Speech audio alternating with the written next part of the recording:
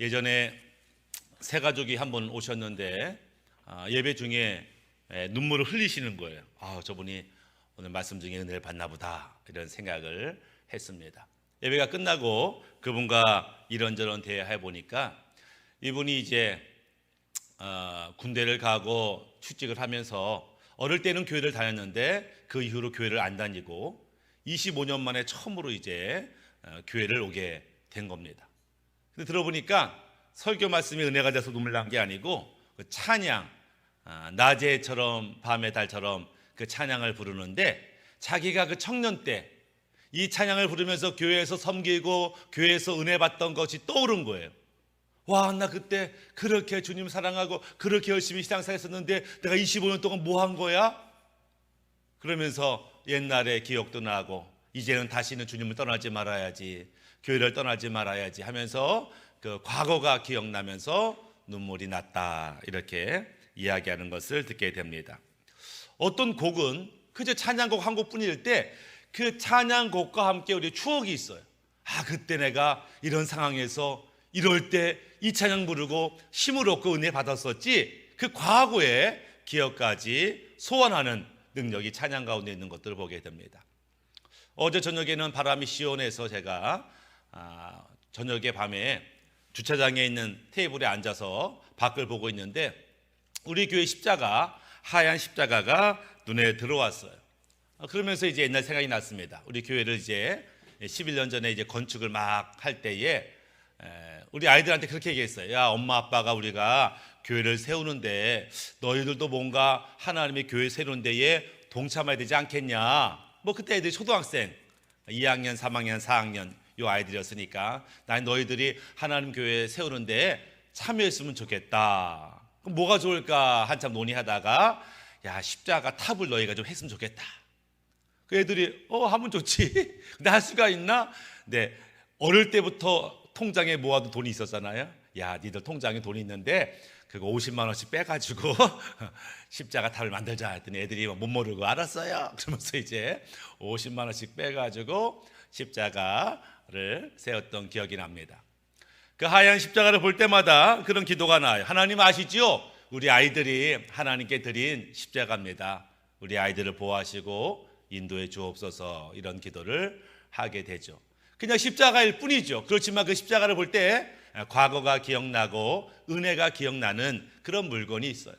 어쩜 우리 각자에게 그런 물건, 그런 노래, 그런 사건이 있을지 모르겠습니다. 그것만 떠올리면 그때 그랬었지, 하나님의 은혜가 있었지, 이런 생각들을 하게 되는 것이죠.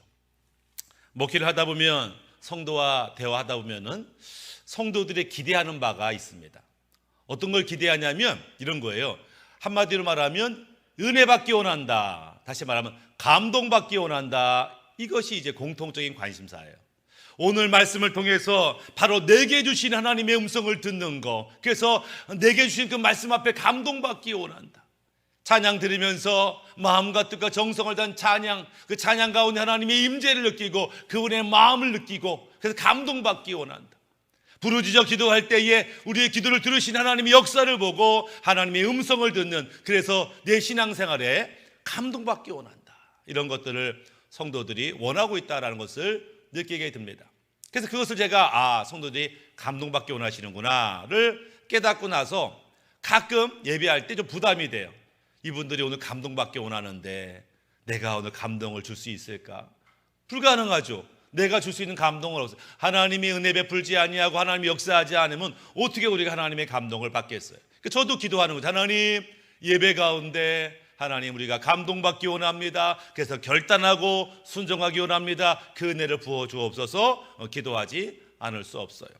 근데 말씀을 묵상하다 보면 우리만 감동받기 원하는 게 아니라 우리 하나님도 역시 감동받기 원하신다는 거예요. 어떻게? 누구 때문에? 우리 때문에. 하나님은 그분의 자녀로 인해서 감동받기 원하세요. 여러분, 하나님을 감동시킨 그런 경험이 있으신가요? 우리 막내 아들 한결이가 한 3살 때쯤 됐던 것 같아요.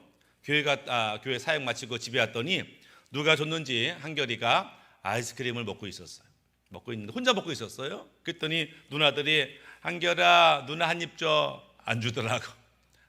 엄마가 엄마 한 입 안 주더라고. 혹시 몰라서 아빠 한 입 했더니 얘가 아빠를 한 입을 주는 거예요. 그게 감동받았잖아요. 아, 우리 아들이 날 사랑하는구나. 우리 가족 중에 날 제일 사랑하는구나. 그래서 제가 감동받아서 아무도 안 줬거든요. 나만 주는 거야. 와, 우리 아들 나 사랑하는구나. 이런 생각. 하나님 언제 감동받냐? 우리 주의 백성들이 주님 사랑하는구나. 그것도 제일 사랑하는구나.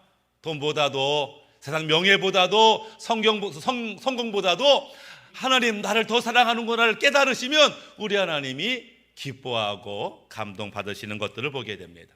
성경의 인물 중에 많은 사람들이 하나님을 감동시켰지만 떠오르는 인물 중에 다윗이 하나님을 감동시켰어요. 어느 날 다윗이 와, 난 이렇게 좋은 왕궁에 거하는데 우리 하나님은 저 초라한 성막에 거하시네?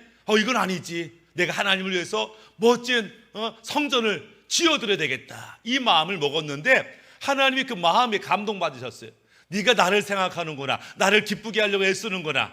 물론 다윗은 성전을 짓지 않았지만 하나님이 다윗의 그 마음을 기뻐하셔서 그가 구하지 않은 많은 것들을 주시고 축복하는 것들을 보게 됩니다. 그의 마음을 기뻐하시는 것이죠. 또 누가 하나님을 감동시켰어요? 솔로몬이 하나님을 감동시켰습니다. 어느 날 솔로몬이 왕이 되자마자 그 누구도 하지 않았던 행동을 하는데 1000번제를 드려요. 아마 하나님 생각이 이랬을 것 같아요. 아니, 저놈이 도대체 무슨 소원을 빌려고 저렇게 1000번제를 드리나? 도대체 어떤 것을 원하길래 1000번제를 드리나? 아마 그렇게 여기지 않으셨을까? 그래서 유심히 봤어요. 1000번제를 다 드리고 하나님이 솔로몬에게 나타나셨습니다. 그래, 네 소원이 뭐냐? 한번 말해봐라. 네 소원이 도대체 뭐길래 1000번제를 드리냐? 물었더니 솔로몬이 뭐라 그래요? 하나님께서 부족한 저를 왕으로 삼지 않았습니까? 하나님의 백성을 다스리라고 하지 않았습니까? 근데 부족한 제가 어떻게 하나님 백성을 다스립니까? 그러니 하나님 백성을 하나님 뜻대로 다스릴 수 있는 분별력과 지혜를 좀 주세요 라고 기도했는데 그것이 하나님의 마음을 기쁘게 했어요. 네가 다른 것 구하지 아니하고 내 백성을 잘 다스릴 그럴 지혜를 구하는구나. 하나님이 얼마나 기쁘셨는지 그가 구하지 않은 것들을 막 부어주시더라. 다윗에게 감동하신 하나님께서 다윗이 구하지 않은 것들을 막 부어주셨듯이 솔로몬의 감동을 통해서 그가 구하지 않은 많은 것들을 주시는 거죠. 우리도 때때로 감동받으면 뭐 더 주고 싶죠. 하나님도 마찬가지 같아요. 감동받으시면 우리가 구하지 아니한 우리에게 필요하다고 여기시는 많은 것들을 공급하시는 그런 하나님이신데 우리는 하나님을 얼마나 감동시키며 신앙생활을 하고 있는가?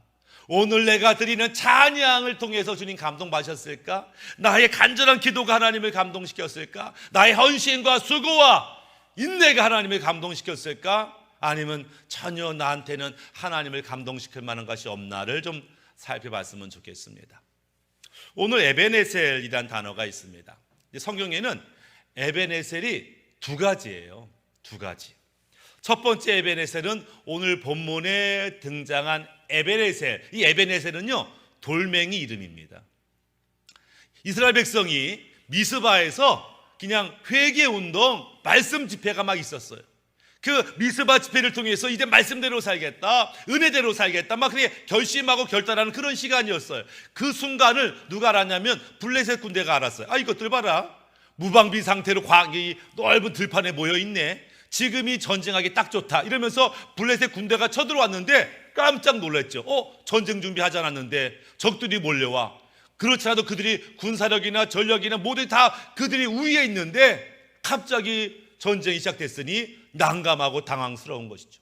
그때 사무엘이 하나님께 부르짖어 기도합니다. 살려달라고 기도합니다. 하나님의 은혜 아니면 살 수 없다고 기도합니다. 막 부르짖어 기도하는데 하나님이 우레를 내리셨다. 우레는 뭐예요? 천둥이죠. 고대 사람들에게 천둥 번개는 신의 역사죠.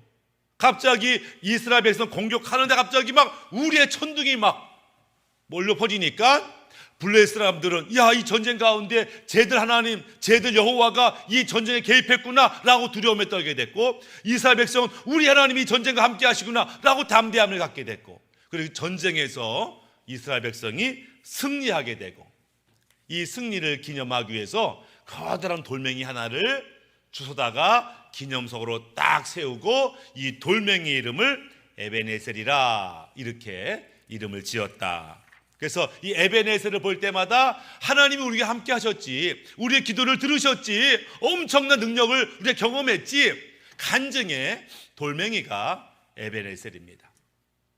또 다른 에베네셀이 있어요. 사무엘상 4장에 등장한 에베네셀은 마을 이름이었어요. 마을 이름 에베네셀이 있습니다.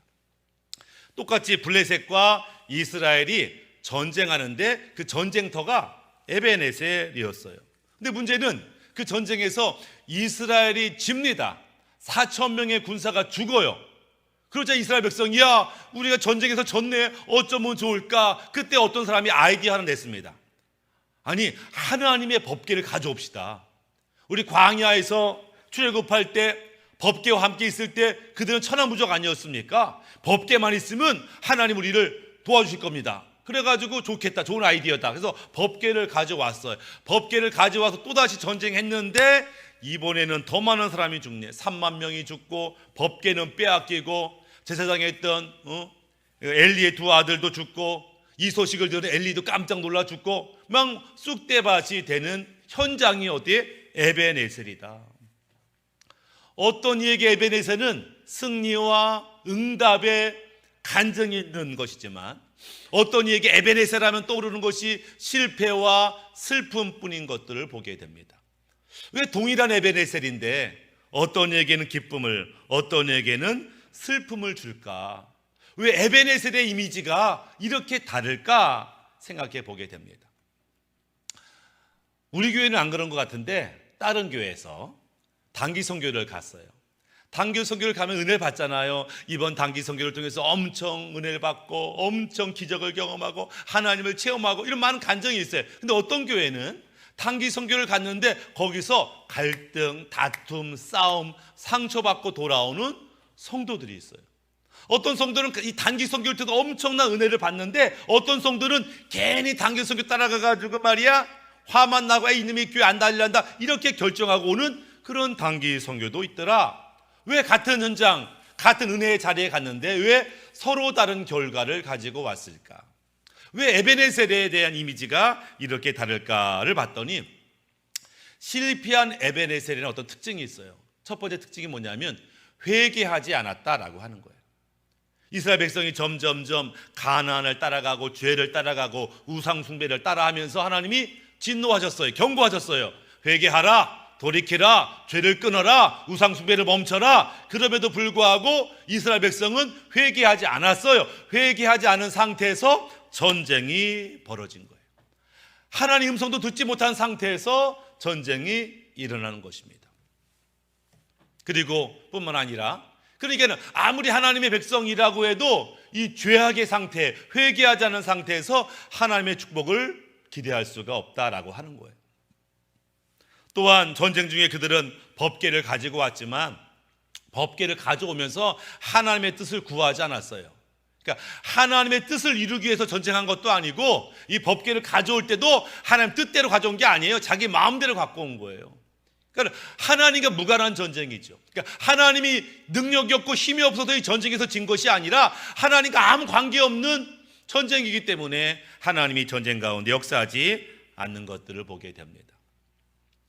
우리가 그리스도인 이렇게 부릅니다. 이 그리스도인 영광스러운 이름이죠.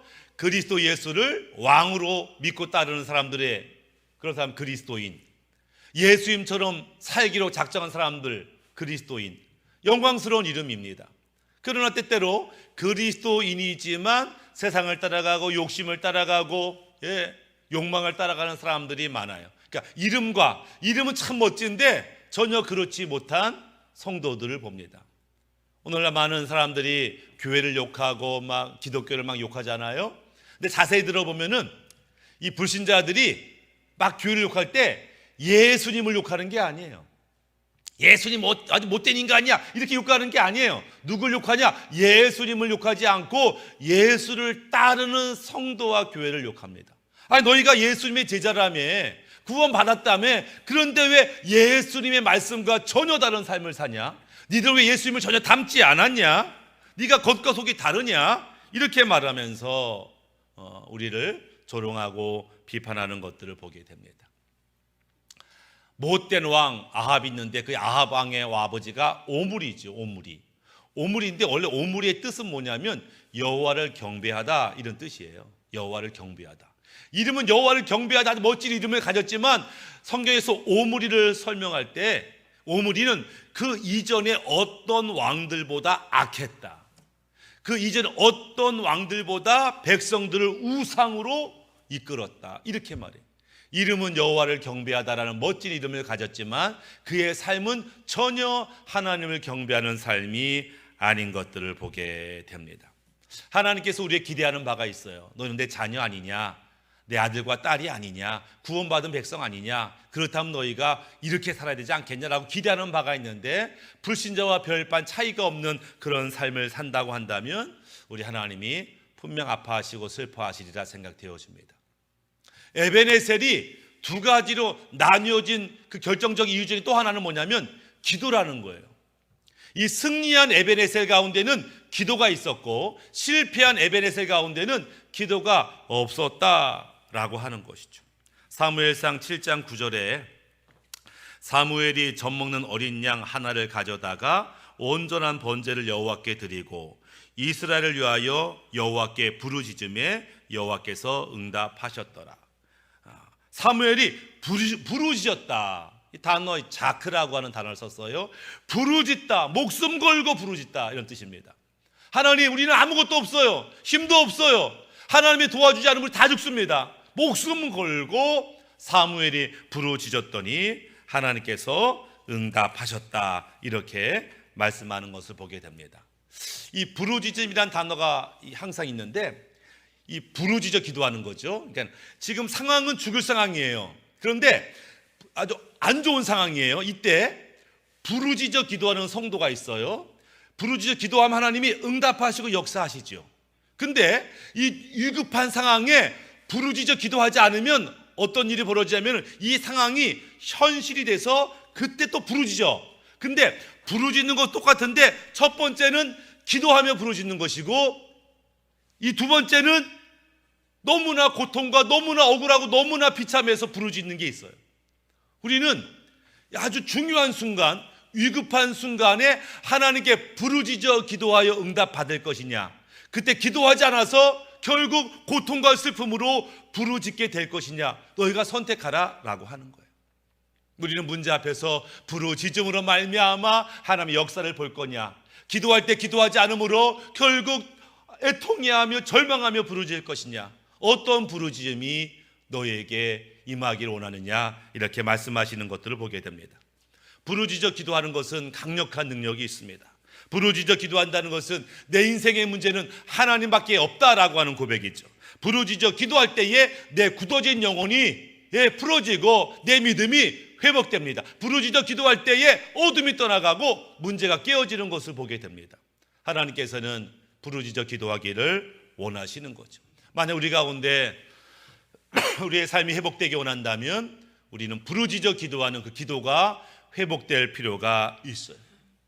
어떤 분이 이렇게 말합니다. 목사님 꼭 부르짖어 기도할 필요가 있는 건 아니잖아요. 깊은 묵상의 기도, 깊은 임재의 기도도 있잖아요. 그렇죠.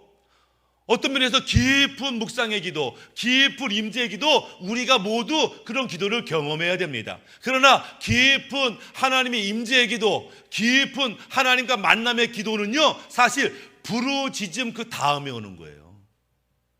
나 깊은 기도 드리고 싶어. 그 교회 와가지고 가만히 앉아보세요. 잠이 옵니다. 주님이 오는 게 아니고 잠이 와요. 내 생각, 잡생각, 쓸데없는 공상이 찾아와요. 부르짖어 기도하고 하나님을 구하고 나서 오는 그때 우리는 깊은 하나님의 임재의 기도에 들어갈 수 있다라고 하는 것입니다. 우리 안에 이 부르짖음의 기도가 회복될 때 우리의 문제가 회복될 줄 믿습니다. 근데 성경을 보니까 이 기도 응답에 어떤 단계가 있는 것들을 보게 돼요. 이 사무엘상 7장 9절에 이렇게 말해요. 사무엘이 젖먹는 어린 양 하나를 가져다가 온전한 번제를 여호와께 드리고 이스라엘 위하여 여호와께 부르짖음에 여호와께서 응답하셨더라. 이렇게 응답하셨더라. 근데 성경 읽다 보면은 응답하셨는데 현실은 바뀐 게 없어요. 보세요. 하나님 큰일 났습니다. 살려주세요. 부르시죠. 하나님이 응답하셨네. 응답하셨는데 적들은 그대로 있어. 아니, 응답하셨는데 적들이 밀고 들어와. 응답하셨다고 하셨는데 상황은 더 안 좋아져 라고 하는 거예요. 이 원리를 이해할 필요가 있습니다. 하나님의 응답은 먼저는 우리 심령, 우리의 마음에 먼저 임합니다. 쉽게 말하면 기도하는데 내 마음에 하나님 응답하셨구나, 아멘 하고 내 영혼이, 내 심령이 알아채는 단계가 1단계입니다. 하나님 역사하시는구나. 그 응답을 내가 믿음으로 아멘 해야 됩니다. 아멘. 하나님 역사할 것을 믿습니다. 아멘. 그렇습니다. 내가 그 역사를 기대합니다. 아멘. 그리고 이 아멘은 기도 응답이 현실이 될 때까지는 시간이 필요해요. 우리의 입장에서 뭐가 필요해? 인내가 필요해요. 기다림이 필요해요. 하나님 응답하셨어. 아멘. 그것이 응답이 현실이 될 때까지 인내가 필요하죠. 사무엘상 7장 10절에 그날에, 응답한 날에 여호와께서 블레 사람들에게 큰 의뢰를 바라여 그들을 어지럽게 하시니 그들이 이스라엘 앞에 패한지라. 먼저 응답의 말씀이 있고, 그리고 아멘으로 받고 인내하는 시간이 있고, 마침내 현실적으로 응답되는 단계가 있다. 어떤 성도는 기도 가운데 응답을 받아요. 아멘, 하나님 역사하신대요. 근데 현실을 보니까 문제가 악화됐어요. 현실을 보니까 변화될 기미가 없어요. 그러니까 낙심합니다. 내가 잘못 들었나? 잘못 기도했나? 왜 이렇지? 하나님께 서운해하고 원망하고. 왜? 인내하는 과정을 이해하지 못하기 때문에. 그래서 하나님 역사할 때 아멘으로 받고 인내함을 통해서 이 응답이 현실이 되는 과정이 있음을 기억할 필요가 있다라는 거예요. 이 말씀을 준비하면서 돌멩이 에베네셀, 승리와 간증의 에베네셀, 그 돌멩이가 어떻게 생겼나 궁금했어요. 그래가지고 인터넷에 검색을 해봤죠. 에베네셀 돌멩이 했더니 막 사진 나오고 그림 나오는데 돌멩이가 안 보여요. 가끔 돌멩이가 나오는데 이 돌은 사람이 상상 속에서 그렇게 만든 돌멩이야. 실제 이 에베네셀 돌멩이는 사라졌어요. 없어졌어요. 이 이후로 에베네셀 돌멩이가 등장하지 않네? 성경에도 등장하지 않아요. 그 지금 에베네셀 돌멩이가 없네? 근데 내 마음에 잃어버렸구나. 돌멩이를 잃어버렸구나. 이 생각하면서 돌멩이만 잃어버린 것이 아니라 이스라엘 백성이 하나님의 은혜를 잃어버렸구나, 이런 생각을 하게 됐어요. 그 돌멩이를 세울 때 하나님이 여기까지 함께 하셨어, 에베네셀, 이렇게 만든 돌멩이가 방치되고 잃어버리고 깨어지고. 우리도 마찬가지예요. 하나님의 엄청난 은혜와 기적을 경험했는데 얼마 시간을 지나가 보니까는 받은 은혜가 하나도 없어. 지난번에 그렇게 감격하여 기뻐하고 춤췄는데 지금은 슬퍼하고 절망하고 교회를 안 다니겠대. 그 은혜를 잃어버렸어요. 왜 은혜를 잃어버렸나 봤더니 은혜를 훔쳐가는 도둑놈이 있다라고 하는 거예요. 여러분 기억하셔야 돼요. 아무리 큰 은혜를 받았어도 이걸 잘 관수하지 않으면 은혜를 훔쳐가는 도둑놈이 있어요. 그게 누구예요? 마귀입니다. 마귀가 이 은혜를 훔치려 우리한테 와요. 그런데 마귀가 마귀 얼굴로 하고 오는 게 아니에요. 마귀 얼굴로 오면은요, 마귀가 오는구나, 깨어있어야지, 준비해야 되지. 은혜를 안 잃어버리는데 마귀가 얼굴을 바꿔요. 사랑하는 사람의 얼굴로 바꿔요. 친구의 얼굴로 바꿔요. 이웃 사람의 얼굴로 바꿔요. 그러면서 우리가 받은 은혜를 뺏어가더라. 어떤 얼굴로 왔든지 그 사람 만나고 나서 내 은혜가 뺏겼어, 은혜가 없어, 그 사람 조심해야 됩니다. 그래서 누가 나의 은혜를 뺏어가는가, 마귀가 누구의 얼굴로 하고 오는지 우리가 분별력을 가지고 바라봐야 된다라고 하는 거예요. 마귀는 알아요. 누가 큰 은혜를 받았는지. 저 집사, 저 권사가 계속 은혜를 누리고 은혜를 받으면 이제 참 나중에 큰 문제 되겠는데, 저 집사, 저 권사가 더 큰 은혜 받고 더 능력 받기 전에 내가 시험 들어 넘어뜨려야 되겠다. 이 마음을 마귀가 알아요. 그래서 다가오는 것들을 보게 됩니다. 은혜를 받는 것 중요하지만 은혜를 간수하는 것 역시 굉장히 중요하죠. 에베네셀의 간증도 중요하지만 에베네셀을 잃어버리지 않는 것도 중요하다라고 하는 것입니다. 또 은혜가 새어나가는 어떤 통로가 있어요. 은혜가 내 안에서 살살살살 빠져나가. 왜? 우리 안에 근심, 염려, 걱정, 의심, 이런 생각들, 우리 안에 분노의 감정들, 이런 것들이 은혜가 빠져나가는 구멍이에요. 우리 안에 있는 부정적인 말들, 한숨들, 이런 것들이 은혜를 빼가요. 우리 안에 회개하지 않은 죄들, 이런 것들이 우리 안에 가득한 은혜를 조금씩 뺏어가고 있더라라고 하는 겁니다. 그 은혜를 뺏기지 않으려면 어떻게 하면은 은혜를 크게 키워야 돼요. 어떻게 크게 키워야 돼요? 나눔으로써. 은혜는 나눌 때 커져요. 그냥 원래 혼자 집에서 이런 은혜 받았었지, 이거는요 그게 오래 보관을 못해요. 은혜는요 나눠야 돼요. 내가 이런 은혜 받았어, 내가 지난번에 저런 은혜 받았어, 막 은혜를 막 나눌 때 막 은혜가 점점 커지고 빼앗기지 않게 되는 것들을 보게 됩니다. 말씀을 마무리하면 에베네셀이 둘이에요. 어떤 이에게는 승리와 간증의 에베네셀이지만 어떤 이에게는 실패와 슬픔의 에베네셀이기도 합니다. 왜요?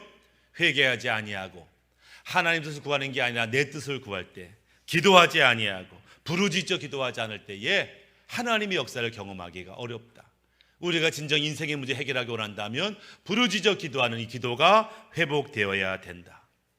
받은 은혜를 늘 구하는 것도 중요하지만 이 은혜를 잊지 않는 거 참으로 중요하다. 그래서 우리가 받은 은혜를 기억하고 또 그분께도 영광과 찬양을 드림으로써 하나님을 감동시키는 우리 모두가 되기를 주님의 이름으로 축복합니다. 아멘.